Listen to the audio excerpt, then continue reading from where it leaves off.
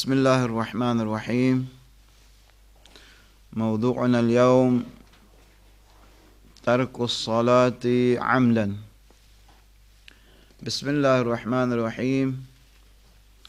الحمد لله رب العالمين، والصلاة والسلام على أشرف الأنبياء والمرسلين، حبيبنا وحبيب العالمين أبي القاسم مصطفى محمد، اللهم صل على محمد وعلى آله الطيبين الطاهرين، واللعنة الدائمة على أعدائهم إلى قيام يوم الدين.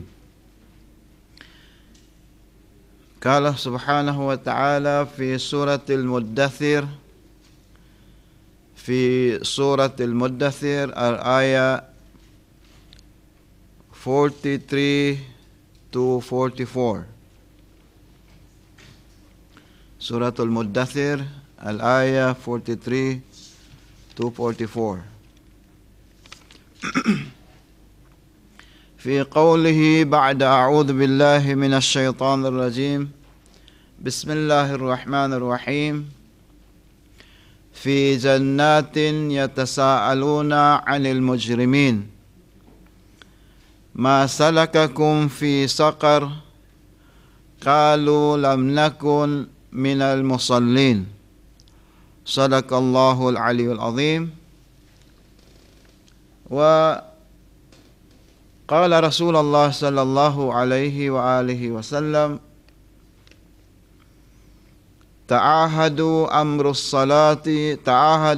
الصلاة وحافظوا عليها واستكثروا منها وتقربوا بها، فإنها كانت على المؤمنين كتابا موقوتا.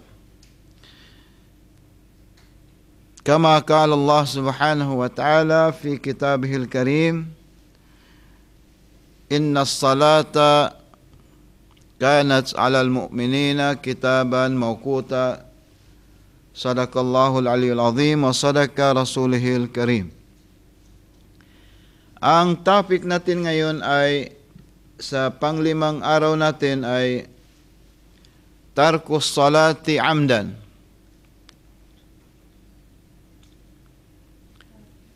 Tarkus salati amdan.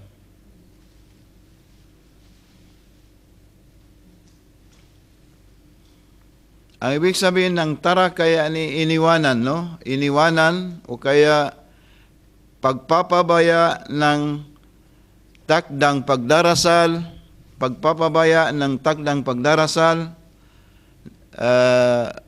sinasadya, no? Sinasadyang pagpapabaya sa takdang pagdarasal. Iyon ang ibig sabihin ng tarkus sala amdan. Ibig sabihin nun, ang takdang pagdarasal kung saan siya ay obligatory para sa mga Muslimin ay hindi niya inatupag at kusang pinababayaan niya at hindi din niya binibigyan ng halaga. So dahil dito sa topic natin ito, sinabi ng Allah subhanahu wa ta'ala sa suratul Muddathir, verse 42 up to 44. Magsisimula sa 42 up to 44 inshallah.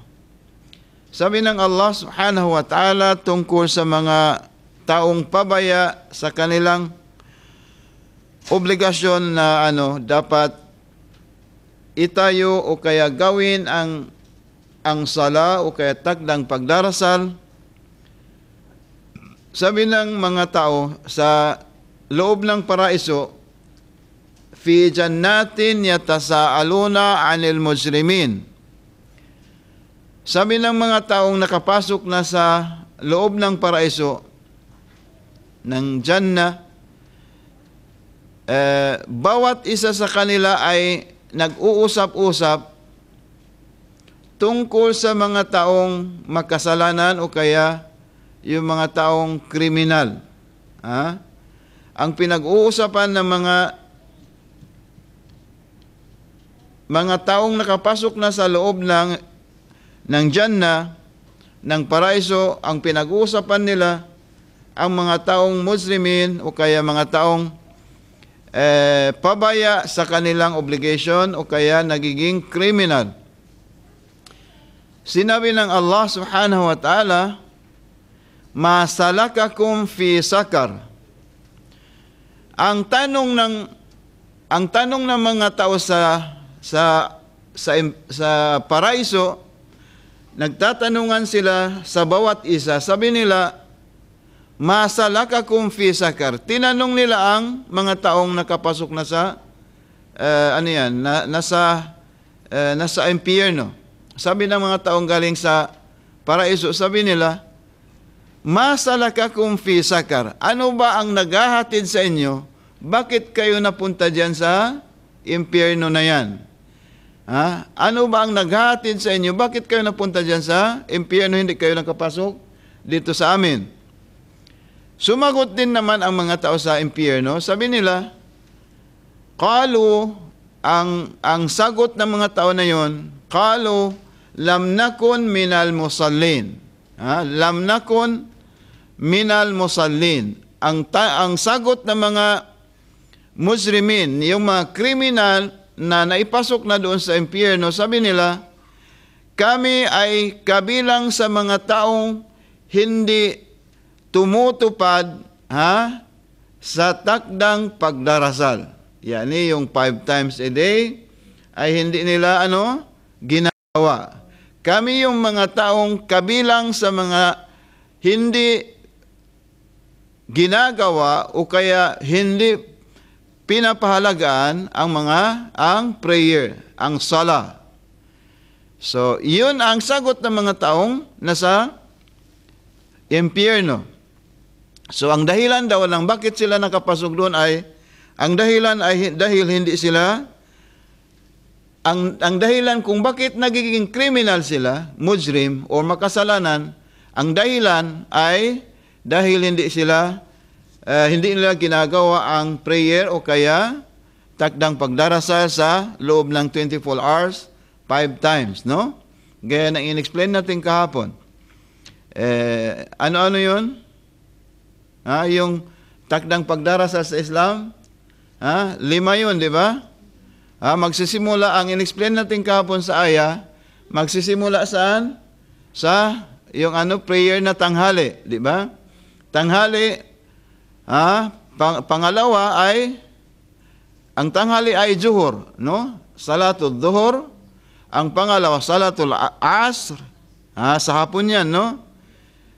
Nang sumapit ang takip silim, ang dumilim na, no? Ang sambayang naman doon, ang prayer naman doon ay 2 hanggat sa ating gabi, no? Ang pangatlo ay maghrib, pero yun ay dumidilim na yon. Maghrib, 3 rakaat.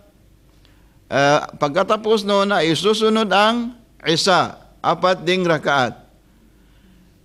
Ang panglima ay Fajr, no, hindi ba? Wa salatul fajri. At yung sala na sa 3 o'clock or 3:59, 3:55 ngayon, no? So lahat-lahat 5 yun. 5 yun. At pinapabayaan lang yun. Pinapabayaan lang ng mga tao na yun. So, hindi nila ginagawa. At hindi din sila natatakot sa kung ano ang kahihinatnan ng mga taong pabaya sa kanilang obligation. Yun sa Suratul Muddathir 42 up to 44, no? Ang pangalawang ayat na nag-explain o kaya nagsasalaysay tungkol sa ano ang kahinatnan ng mga taong pabaya sa prayer o kaya sala na siyang topic natin ngayon ay matatagpuan natin sa Suratul Qiyamah. Suratul Qiyamah, verse 31 to 35. Suratul Qiyamah, anong ibig sabihin ng Qiyamah? Ha? Pagtayo ng araw ng paghuhukom. Ha? Sa kabilang buhay yun. So, Suratul Qiyamah yun ang isinilasay tungkol sa kabilang buhay. So, ang sabi ng Allah subhanahu wa ta'ala tungkol naman sa hindi ginagawa nila ang prayer o kaya sala, sabi ng Allah, فَلَا صَدَّكَ وَلَا صَلَّى وَلَكِنْ كَذَّبَ وَتَوَلَّى ثُمَّ ذَهَبَ إِلَى أَهْلِهِ يَتَمَطَّى أَوْلَى لَكَ فَأَوْلَى ثُمَّ أَوْلَى لَكَ فَأَوْلَى. Ano ang sinabi ng Allah? فَلَا صَدَّكَ. Sadak yani naniwala, no? Sabi niya, kami yung hindi naniniwala o sumasampalataya sa mensahe ng Quran at ang kautusan ng propeta Muhammad. Kami ang hindi sumasampalataya sa mensahe ng Quran at sa kautusan ng propeta Muhammad. At hindi lang yun, wala salla. Hindi din namin ginawa ang takdang pagdarasal na yun. Hindi din ginawa namin. So ano pa ang ginawa nila? Walakin kadzaba wa tawalla. Sa halip na maniniwala sa kautusan ng propeta Muhammad, sa mensahe ng Quran, kadzaba. Ano ibig sabihin ng kadhib? Rajulun kadhib. Anong kadhib sa Quran? Sa Kuwaiti? Yung sinungaling. Sa Java. Malayo talaga sa Quran, no? Yung mga taong kadhib o kadhib sa Java. Isang na yan, isang kalima na, salita. Okay. Mag-learn ako naman sa inyo, no? Walakin kadzaba. Sa halip na sila ay maniniwala, kadzaba. Sabi nila yung kautusan ng ng propeta na yan, bakit nakapunta ba siya doon sa paraiso o kaya sa impyerno? Nakapunta ba siya doon? Sa halip na maniwala, tawalla, yani tumalikod. Tumalikod pa ang mga tao na yan at hindi nakikinig sa mensahe ng Diyos. Thumma dhahaba ila ahlihi yatamatta. Ang ginawa ng mga tao na yan dito sa mundong ito, ay ang inaatupag lang nila ang kanilang pamilya. Kung saan ang pamilya na yon, ibig sabihin ng pamilya, yung asawa at saka yung mga anak, no? Ang inaatupag nila doon dito sa mundong ito ay, pumaroon sila sa kanilang pamilya. Ibig sabihin ng pumaroon, yani dhahaba ila ahlihi, ibig sabihin nun, inaatupag lang nila ang pamilya nila at hindi nila ginawa ang kautusan ng relihiyon na yon. Ginawa nila pumaroon sila sa kanilang pamilya, kung saan ang pamilya naman yun, siya ang dahilan kung saan tumatalikod ang kanyang husband o kaya asawa. At yun din ang dahilan kung saan napabayaan nila ang obligation na bilang isang Muslim. So ano ang sinabi ng Diyos? Aula laka paula. Kasawian sa mga taong ganun. Tunay na kasawian sa kabilang buhay dahil wala silang makukuha o kaya wala silang mapupuntahan kundi iisa lang. Iisa lang. Aula laka paula. Mapupunta doon sila sa impyerno yon na kung saan ay yun ang pinaglaruan nila sa mga mensahe o kaya kautusan ng propeta Muhammad at hindi nila pinahalagaan. So dahil dito sabi ng Rasulullah, qala Rasulullah, ta'ahadu amras salah. Sabi niya, gawin ninyo kung ano ang napagkasunduan ninyo doon sa kabilang buhay. Before you came to this earth, before kayo ginawa ng Allah nilikha, doon sa kabilang buhay, doon sa Allah subhanahu wa ta'ala, before kayo pumarito sa mundo, meron kayong kasunduan na sabi natin Sabi natin sa Allah subhanahu wa ta'ala, alastu bi rabbikum qalu bala. Sabi ng Allah, hindi ba ako ang Diyos ninyo na gumawa sa inyo? Ha? Sabi natin, tayo ang sumagot, qalu bala. Ha? Ang sabi natin ay, oo ya Allah, naniniwala kami sa iyo at handang-handa kami na anuhin, ha? Gagawin namin ang kasunduan na ipapagawa mo sa amin. Oh. Iyon ang pinagkasunduan natin. Sabi ng Rasulullah, gawin ninyo kung ano ang napagkasunduan ninyo, lalong-lalo na sa amras sala. Yung mga bagay na sa kautusan tungkol sa ano?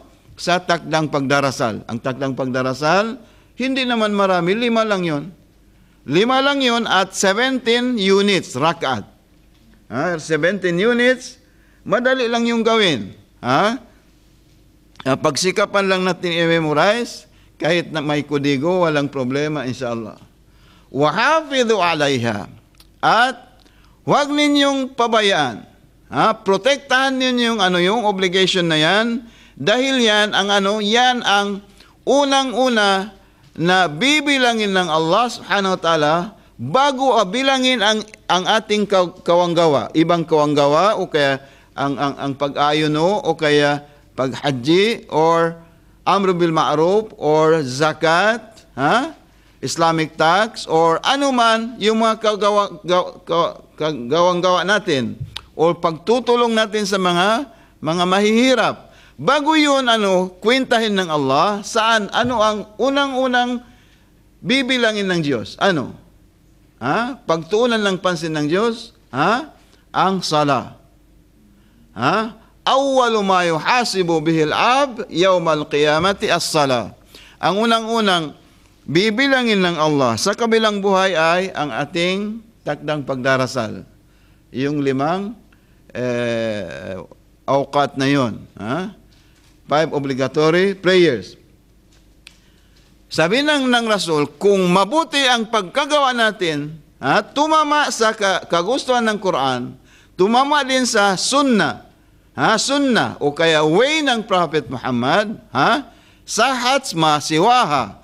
Tama na rin, kung tumugma ang paggawa natin ng sala na yun, ay ganun na rin, bibilangin na rin ng Allah subhanahu wa ta'ala ang ibang gawain nating mabuti. Wa in ruddas, pero kung nagkamali tayo, mali ang ating pagsala. Kaya nga, dapat halagaan natin at tingnan natin kung paano tayo magsala, dahil unang-una talaga yun ang dahilan kung bakit makapasa ang iba nating gawain. No?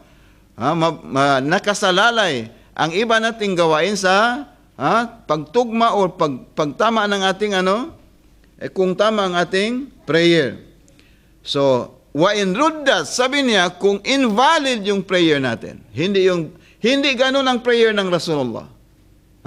Hindi ganun ang prayer ng Rasulullah, ruddas ma siwaha. Kung kahit anong ibang gawain natin, mabuting gawain natin ay hindi na rin papakinabangan ng Allah subhanahu at hindi rin natin mapakinabangan. Dahil sa sala, ang sala, yun unang-una talaga ang asasul Islam. Yan ang isa sa mga asas. Yan foundation ng bilang Muslim ay yung mga taong nagsasala. Of course, dapat alamin natin, bakit ba ganun ang kahalaga? Bakit ganung pinahalagaan talaga ng Allah ang sala? Meron pa naman diyan na ibang-ibang gawain na gaya ng protecting Islam from any invaders, from any yung mga galing sa labas, no? Mag-protect ka ng Islam, malaking gawain yan. Halimbawa, hindi yan basta-basta ang mag-jihad ka, no? Pupunta ka at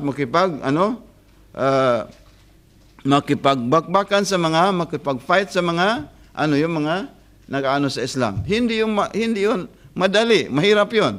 Dahil, buhay mo ang itatayo mo para lang sa ganun.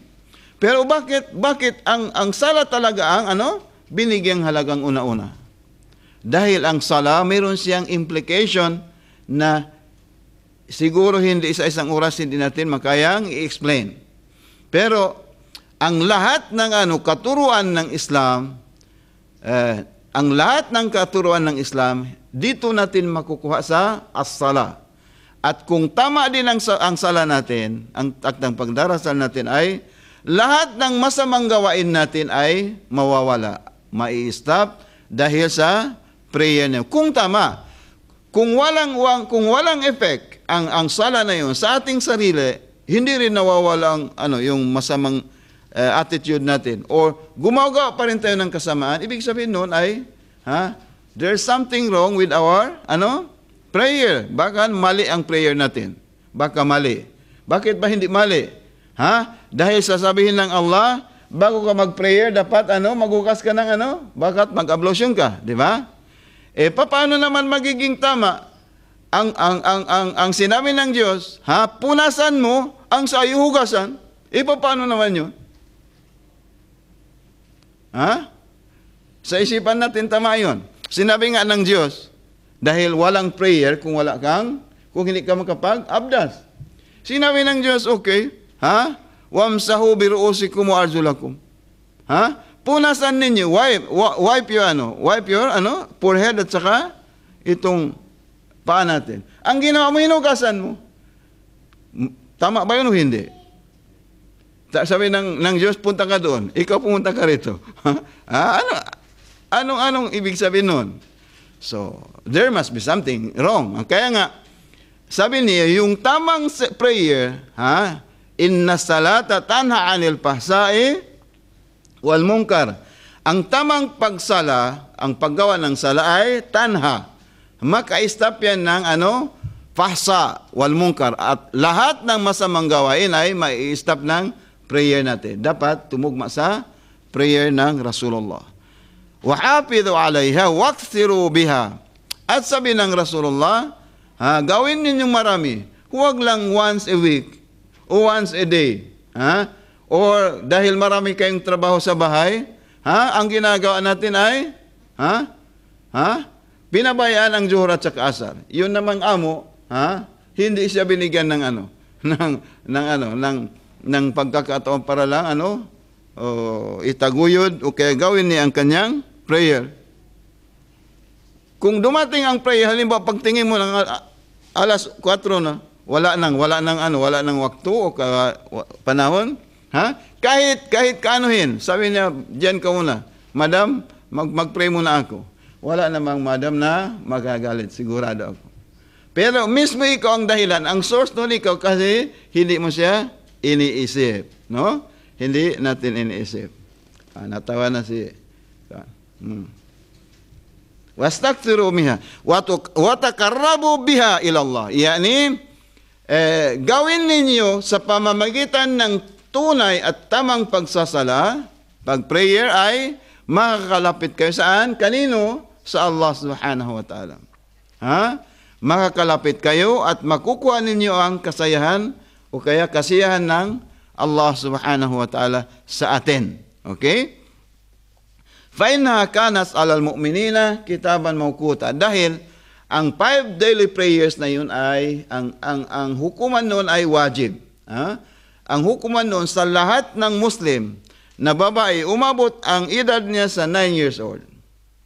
Babae, 15 years old kung sa lalaki, magiging wajib na. So, yung nandyan ngayon na umabot ng edad sa halimbawa 25. Ilan ang utang mo? Bayaran mo yun sa kabilang buhay, sa Allah. Bayaran natin yun. Mamaya tingnan natin ang ukuba, ang punishment sa mga taong isang sala lang ang hindi nila magawa, ano ang mawawala naman sa kanila? Kanat alal mu'minina kitaban mawquta. Ang prayer na yan, 5 times na yan ay wajib sa lahat ng mga mu'min sa bawat oras, sa bawat takdang panahon. So kaya nga walang kabuluhan ng magsasabi na ang mga Shia daw ay hindi nagpipray.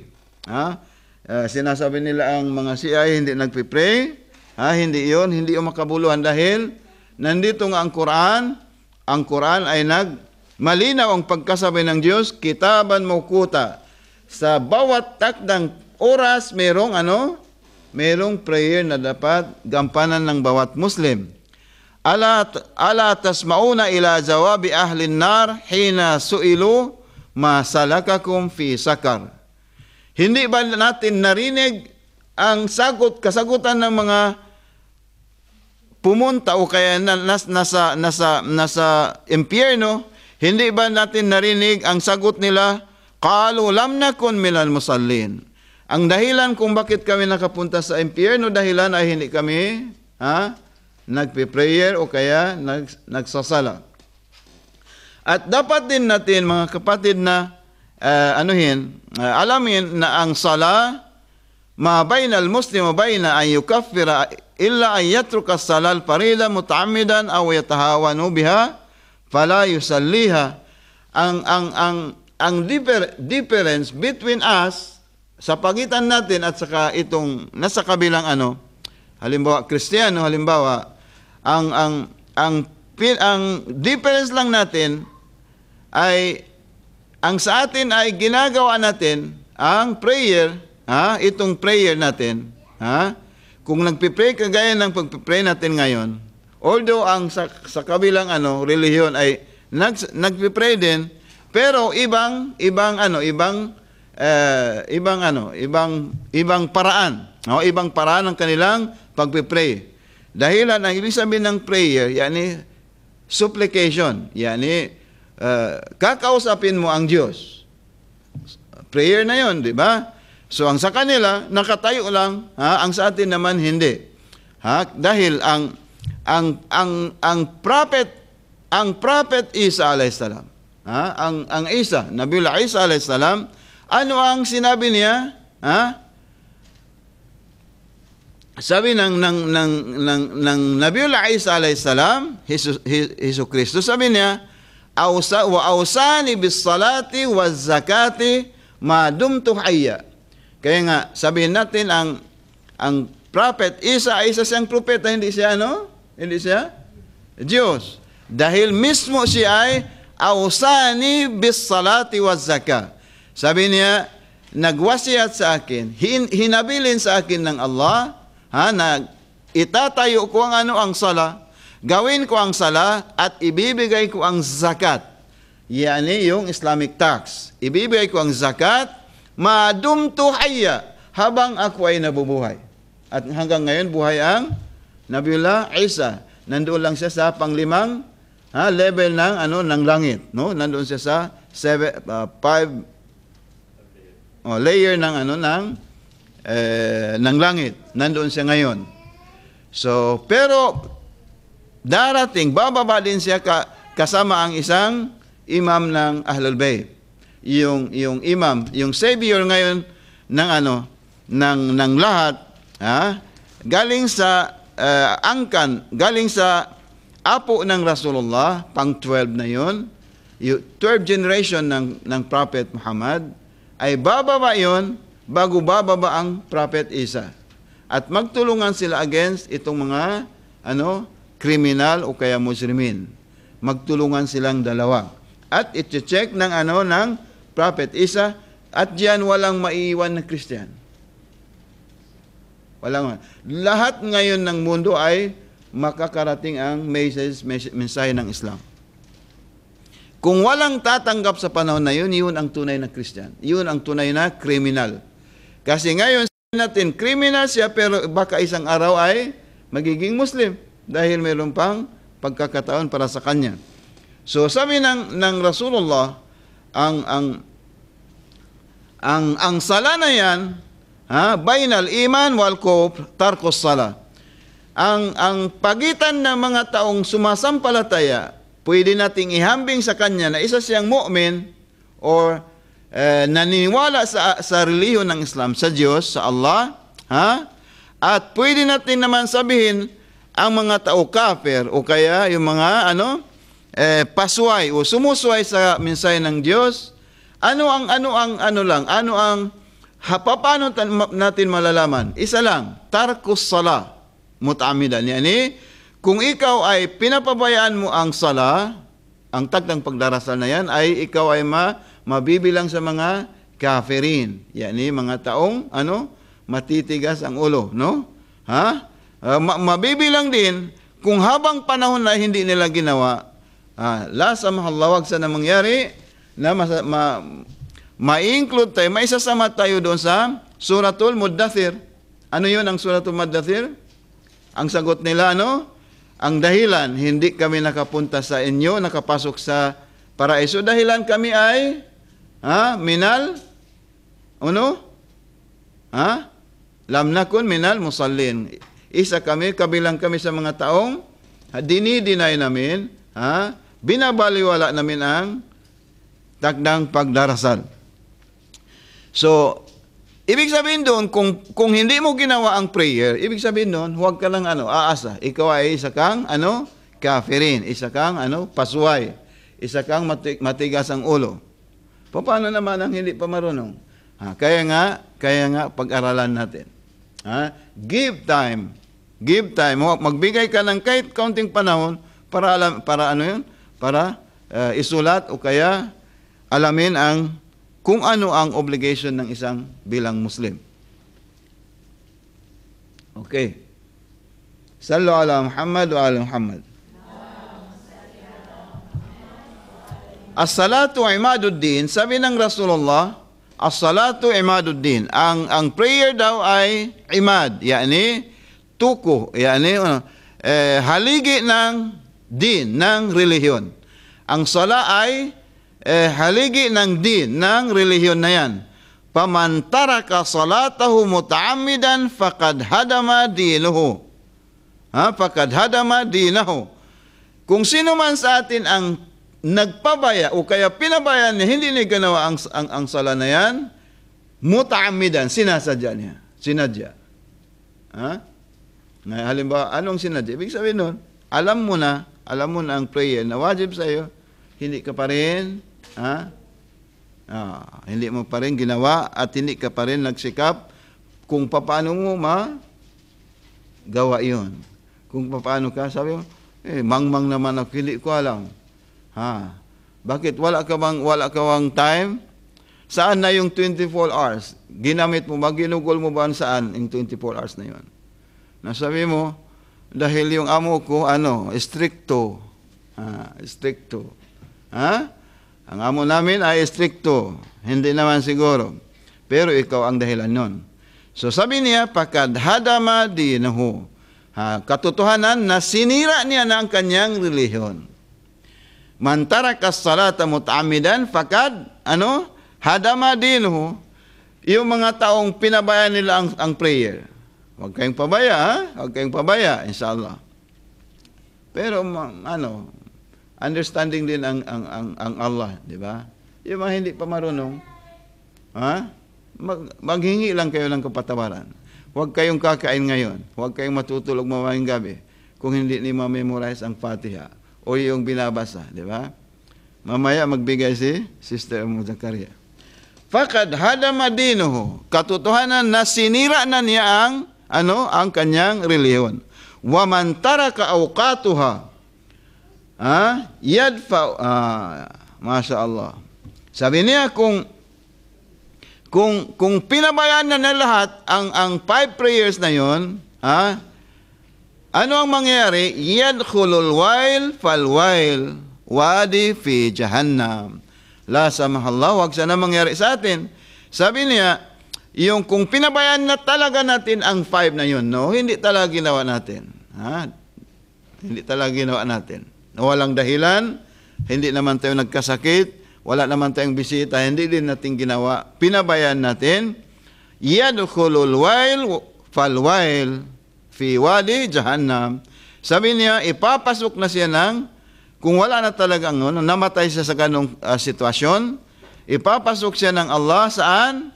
Sa impyerno, yung impyerno, yung jahim na yon, yung parang yung oil, parang oil, tapos hindi mo malaman, mainit ba yan o hindi? Pero kung hahagisan mo ng isang bagay, halimbawa, yun, mag-ano na yun. So makikita natin yun ay matutunaw agad kung sino man ang mahuhulog doon sa jahannam na yun. Huwag sana mangyari. Qala subhanahu wa ta'ala, wailun lil musallin alladhina hum an salatihim sahun.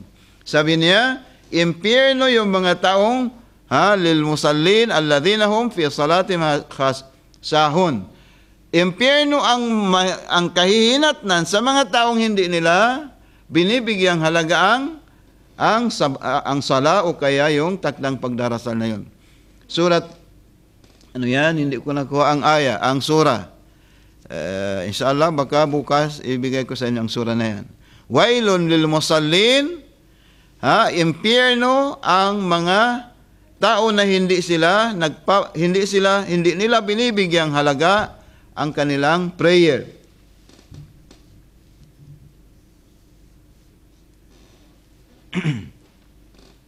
Sallu ala Muhammad wa ala Muhammad.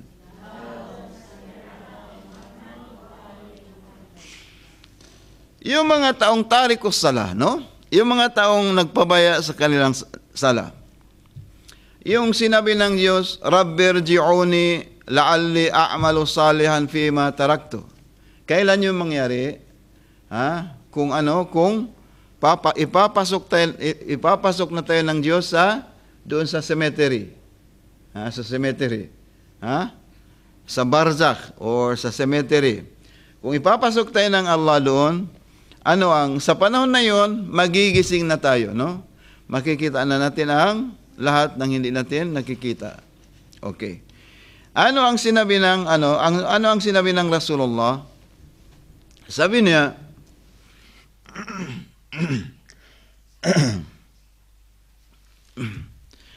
ang tarikos sala, maghihingi sila ng palugit. Palugit, no? Parang nangungutang, no? Palugit. Bigyan mo naman ng chance. Palugit. Yus'aru raj'a ila dunya. Sabi ng Rasulullah, yung mga taong pabaya sa kanilang prayer, maghihingi sila ng palugit sa Diyos na, Ya Allah, kahit konti lang, ilang araw, o kaya bigyan mo ako ng chance, pabalikin mo ako doon sa dunya, doon sa mundo, hatta idha jaa ahadumul maut, hanggat sabi niya, dumating sa kanila ang kamatayan, kamatayan ang sinasabi ng Diyos, no? Qala rabbirji'uni. Ang sabi nila sa Diyos, sa Allah, rabbirji'uni. Ya Rabbi, o Diyos namin, o Diyos ko, irji'uni. Ibalik mo kami doon sa kung saan kami nanggaling, sa mundo. La'alli a'malu saliha. Para magawa ko naman ang, nakalimutan ko. Anong nakalimutan ko yun? As-sala. Nagawa natin, kinalimutan, yun pala ang maghahatid sa atin sa, impyerno. Akala natin hindi, no? Dahil ang mga tao na yun ay hindi nila istighfafu bis-sala, yani istighfaf, yani magaan, hindi mahalaga, no? Walang halaga sa kanila ang prayer na yun. Ano ang sabi ng Allah? Fakhalafa ba'duhum khalfa a'dha'us salati wattaba'us shahawat fasawfa yulqawna ghayya. Sabi ng Allah sa Suratul Maryam 59, no? Suratul Maryam 59,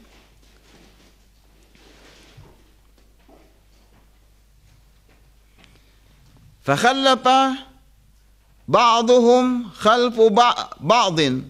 Sabi ng Diyos, dahil ang nanay o kay ang tatay ay pabaya din. So ano ma-expect mo sa iyong mga anak? Pabaya din. Dahil sila ay nagtaklid o kaya sumunod sila sa mga kung ano ang iniwan ng isa para sa isa, yun din ang susundin ng susunod sa kanya. Kaya nga, sabi ng Rasulullah, ang first madrasa natin, ang first school natin, sino? Yung doon sa bahay. Nanay, no? Nanay ang first madrasa natin. Yung nanay ay nasa sugar. Ha? Yung nanay, hindi natatangpuan sa bahay, no? So, anong mangyari sa mga anak? Ha? Ako pa kaya, kahit yung nanay ko hindi din ginagawa. So, sabi niya, ano pa? Adaos sala. Pinabayaan nila ang sala na yun, ang prayer na yun. At wattabaos shahawat. At sumunod sila sa kanyang layaw, pagnanasa. Ha, yung walang kabuluhang pagnanasa. Ha? Wattabaos shahawat, pasawpa yulqawna ghayya. Ano ang kahinatan natin? Ano ang what we expect from Allah? Ano ang expect natin sa Diyos? Ha? Ikaw mismo tumalikod ka sa sa mensahe na 'yon. Ha? Kadzaba wa tawalla. Ha? Sinabi mo pa, bakit napunta ka ba doon sa impyerno? Ha? Ganyan yan, marami doon sa amin. Ako ilang beses na nakasagupa ng ganong katanungan. Philosophy, no? Nakapunta ba kayo doon sa impyerno o kaya sa Jannah? So, iyon. Kadzaba wa tawalla, tumalikod sila. Ngayon, anong ma-expect mo sa Diyos? Ya Rabbi, irji'uni, ya Allah. Bigyan mo naman akong palugit. Ha? Kahit sandali lang. Ibalik mo lang ako doon sa mundo para a'malu. Ha? La'alli a'malu fima taraktu, kung ano ang naiwanan ko. O kaya hindi. Baka may naiwan kang iba. Ha? Okay? Baka mayroon naiwan doon, no? Baka mayroon naiwan at mayroon daw na lumuluha ang taong yung bago mamatay, lumuluha daw. Dahil dahil sa kanyang pagmamahal sa mga anak, at saka sa kanyang naiwanang asawa, yun, lumuluha daw. Hindi, dahil sa na yan, sa before you die, itong aalisin itong isang cover sa mata natin at makikita na natin ang ating destination kung saan tayo pupunta. At makikita na rin natin ang Imam Ali, makikita natin ang Jibril, makikita natin ang kung sino-sino. Makikita din natin ang Satanas. Sabi na, halika na, dito, hindi ba tayo magkaibigan? Ayun, di ba? Magkaibigan tayo noon, di ba? So sabi ng Allah, Rabbi irji'uni. Sabi ng Allah, la kalla. Hindi kailanman yan ay salita lang, hindi mo rin. Kahit bibigyan kita, hindi mo rin gagawin. Dahil natakot ka lang, dumating ngayon ang iyong kamatayan. So, sabi ng Allah subhanahu wa ta'ala, wattaba'u shahawat, pasawpa yulqawna ghayya. Saan ka ititalakbo? Saan ka hihagis ng Diyos? Saan? Hagis ka doon sa impyerno, inshallah. Huwag sana mangyari sa atin lahat. Sa atin lahat. At huwag ninyong pabayaan ang inyong obligation, inshallah subhanahu wa ta'ala. Ruya anir Rasul man tahawana fi salati aqabahu Allahu bi 15 uqubatin, 6 minha fi dunya wa 3 'inda al-maut wa 3 fil qabri wa 3 'inda khurujihi min al-qabr. Ang uquba, ang punishment sa sabi ng Rasulullah, ang sabi ng Prophet Muhammad sallallahu alaihi wa alihi wasallam, Allahumma salli ala Muhammad wa ala Muhammad. Sabi niya, man tahawana fi salati, kung sino man sa atin ang tahawana, yani tumalikod sa takdang pagdarasal, pinabayaan niya ang kanyang pagdarasal, akabahu Allahu bi 15 uquba. Bibigyan siya ng Allah ng punishment 15, yani bi 15 uquba. 15 iba't ibang klase ng punishment na yon, kaparusahan. 15 na kaparusahan, iba't ibang kaparusahan. 6 minha fid dunya. Ang 6 na kaparusahan na yun ay matatanggap niya dito sa mundo. Dito sa mundo matatanggap niya ang 6 na kaparusahan na yun. At ang 3 kaparusahan na yun ay makakamit o kaya matitikman niya sa before siyang mamatay. Before na at the pangs of death, doon ay matitikman niya ang tatlo. Ang tatlo naman doon sa mismo sa cemetery, sa kabr. Doon sa cemetery at ang tatlo doon sa paglabas niya doon galing sa cemetery na yun papunta sa araw ng paghuhukom. Ang lahat-lahat ay 15 iba't ibang klaseng kaparusahan na ipapatong sa atin ng Allah subhanahu wa ta'ala kung saan naging pabayo tayo sa ating obligasyon. Ngayon, amma sitatu allati tusibuhu fid dunya, yung 6 na kaparusahan na matitikman natin dito sa mundo ay naz'ullahil baraka min umrihi.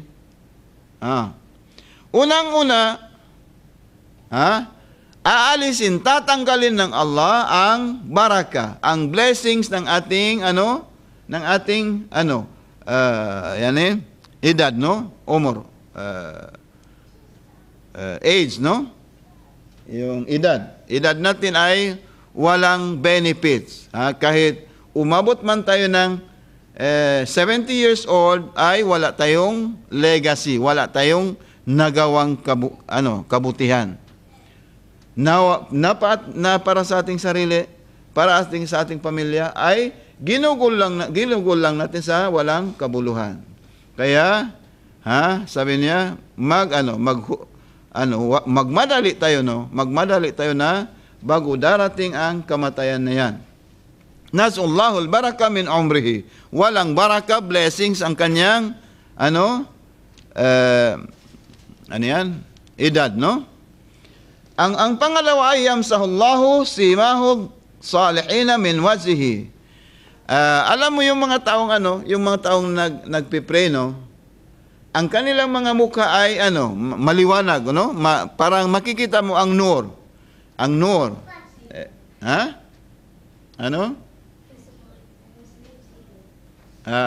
Makikita mo sa kanilang mukha ang yung kumikintab. Dahil siguro naglagay siya ng kuwan. Yeah. Alam mo yung kamatayan ngayon, dahil yun. Dahil siya ngayon, bumibili siya ng yan. Hindi, makikita mo talaga yung taong sumasampalataya sa Diyos, makikita mo yung sa kanyang mukha na yung light, parang shiny yun, Parang hindi, kung makikita mo siya, parang nakikita ka ng Satanas, or man. Yun. Yung simahu salihin na min wajhihi, tatanggalin ng Allah. Kullu amalin la yu'jar min Allah. Lahat ng halimbawa, gagawa ka man ng gawa, walang gantimpala, walang reward. Walang reward. Makagawa ka man ng kabutihan, walang reward yun sa Allah. Merong reward. Halimbawa, nagpakain ka ng isang tao, nagbigay ka ng 1 peso. Ang kapalit ng 1 peso is 700 times. Pero ipakita lang siya, ito ang nagawa mo. Pero mawawala yun, mawawala. Hindi mo mapakinabangan sa kabilang buhay. Dahil, tarikus sala ang tawag natin noon. Kullu amalin la yu'jar min Allah. Walang reward ang lahat ng ginawa natin. Ang pang-apat ay la yarfa'u du'a'u ila sama. Lahu du'a'un ila sama. Kung magdua ka, mag-supplicate ka, maghingi ka ng sa Allah, ay hindi aangat yung dua natin, yung supplication natin. Bakit kaya ang tagal ko na naghingi? Hindi dumating sa akin. Dahil hindi ka nakinig sa Diyos, hindi rin pinakinggan ang hingi natin, di ba? La yarfa'u lahu du'aun ila as-sama. Ang panglima,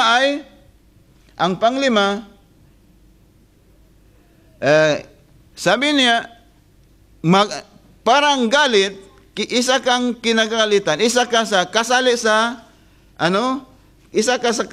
mga taong kinagagalitan ng Diyos dito sa mundong fi darid dunya. Isa ka sa mga taong kasali sa mga ano yan, yung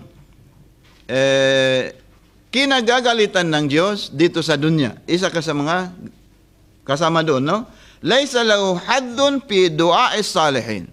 Wala ka ring share, wala ka ring matatanggap na share sa mga dua ng mga Muslimin. Yung mga Shia, no? Ang Shia ngayon sa dunya ay sabi nila more than 600 million or 700 million Shia dito ngayon sa dunya, dito sa mundo. Hindi ka kasali sa mga dua na. Yung halimbawa, ihdinas siratal mustaqim sa Fatiha, ano, hindi ba? Ya Allah, patnubayan mo kaming lahat, yung mga mu'min. Punta saan? Sa tuwid na landas, hindi ka kasali doon. Dahil, isa kang, pabaya sa prayer na yon. Yun, ang anim na yan ay ibibigay o kaya makukuha natin dito sa mundo. Ang tatlo naman ay makukuha natin sa before we die. Nasa pangs of death, no? Anong tawag doon? Nasa ka? Nasa higaan ka na, no? Bago, yun na yun. Pangs of death. You are now in the pangs of death, no? Nasa bingit ka na ng kamatayan. Ngayon, sabi ng Rasulullah, yung tatlo na yan ngayon, matitikman mo ngayon. Ang punishment ng tatlong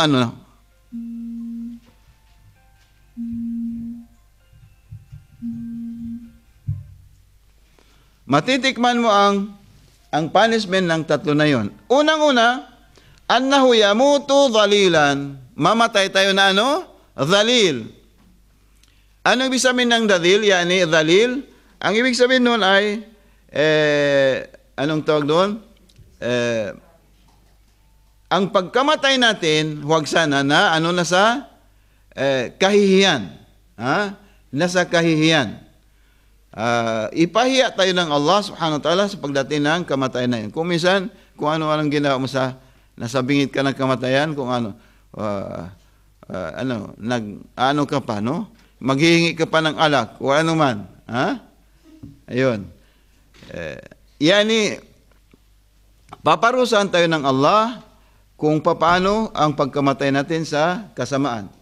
Annahu yamutu ja'ian.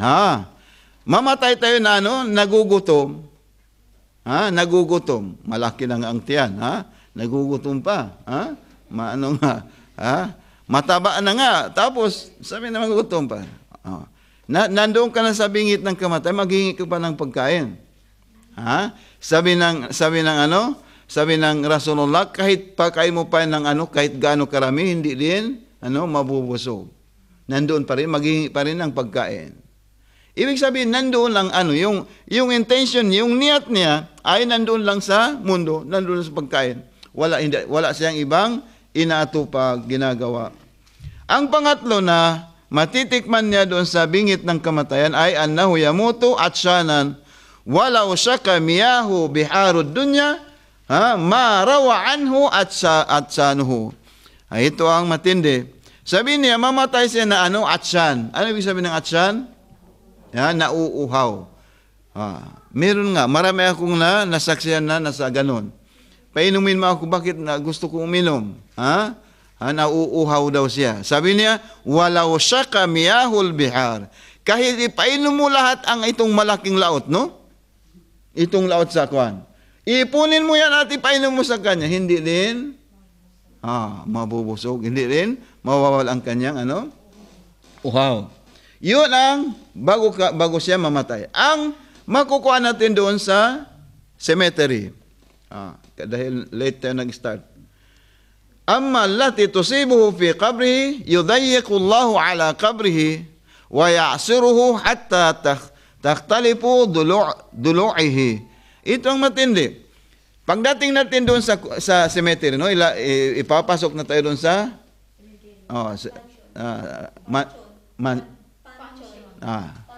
pansyon. Okay. Mansion. Ipapasok na tayo doon, no? Ihuhulog na tayo ganan. or sa Muslim. Okay. Sabi ng Rasulullah, yudayyikullah, ngayon ay yung lupa na yun, kung saan na doon ka, magaganyan yun. Yani, dilikit yun, no? Magdilikit, hanggang yung buto natin ay magkawasak-wasak.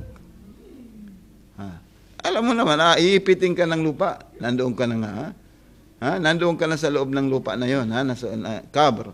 Tapos, yung lupa na yun magaganyan lahat, hanggat yung buto natin magkabali-bali, magkawatak-watak, pero at ibabalik na naman tayo ng Diyos. Ganun lang. Ganun lang ang punishment na matitikman ng mga tao. Yun ang una. Ang pangalawa ay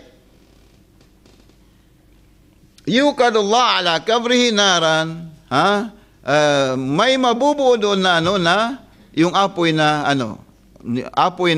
hindi natin we cannot describe it. Hindi natin maihambing kung gaano lumalagablab ang apoy na yun. Ang pangatlo, yusallitullah alayhi thu'banan yusamma saja'ul aqra. Nakakita kayo ng yung scorpion? Yun. Pupunta doon ang scorpion na yun at kakainin tayo. Ahas, isa yun sa mga hadis na nabanggit sa hadis. Sa kabilang buhay naman, sallatallahu alayhi man yashabuhu ila nari jahannam. Kung sino man ang nagiging influencer sa iyo, naka-influence sa'yo na nagiging dahilan na pinabayaan mo ang prayer na yun, yun ang hihilain ka papunta sa Jahannam. Yun ang maghatid sa atin sa Jahannam. Ang pangalawa ay, ang paningin sa atin ng Allah subhanahu wa ta'ala ay, yung paningin na galit. Hatta yaqaw lahmu wajhi, hanggat yung laham, yung flesh, no? Yung tingin lang ng Allah sa atin ay mawawala yung flesh ng natin, ng katawan natin, para tayong magiging kalabera. Yung laman natin ay mawawala dahil sa galit ng Allah subhanahu wa ta'ala sa mga taong pabaya. Yuhasibullahu ta'ala hisaban sadida ma'alayhi min mazidin wa ya'muruhu bihi ilan nar. Sabi ng Rasulullah, ang pagbilang sa kanya, ang pag-recon sa kanya, ang pag-recon, bibilangin tayo ng Allah subhanahu wa ta'ala ng pinakamahirap. Hanggat ay, hihilahin tayo at ipapasok tayo doon sa impyerno, insyaAllah subhanahu wa ta'ala, at huwag sana mangyari sa atin. InsyaAllah. Maliban doon, insyaAllah, natin bukas or kung kailan man natin pwedeng talakayin. Hanggang dito na lamang insyaAllah, at ipagpaumanhin ninyo na hindi natin na ubos explain dahil walang time. Walhamdulillahi Rabbil Alamin wa sallallahu ala Muhammadin wa alihi at-tahirin.